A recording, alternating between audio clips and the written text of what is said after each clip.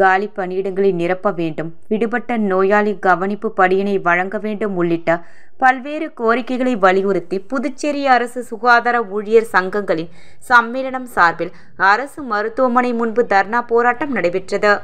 புதுச்சேரி சுகாதாரத்துறையில் காலியாக உள்ள பணியிடங்களை நிரப்ப வேண்டும், விடுபட்ட நோயாளி கவனிப்பு படி வழங்க வேண்டும், நிலுவையில் உள்ள நர்சிங் அலவன்ஸ் தொகையை வழங்கிட வேண்டும் உள்ளிட்ட பல்வேறு கோரிக்கைகளை வலியுறுத்தி புதுச்சேரி அரசு சுகாதார ஊழியர் சங்கங்களின் சம்மேளனத்தினர் 50க்கும் மேற்பட்டோர் அரசு மருத்துவமனை முன்பு தர்ணா போராட்டத்தில் ஈடுபட்டனர்.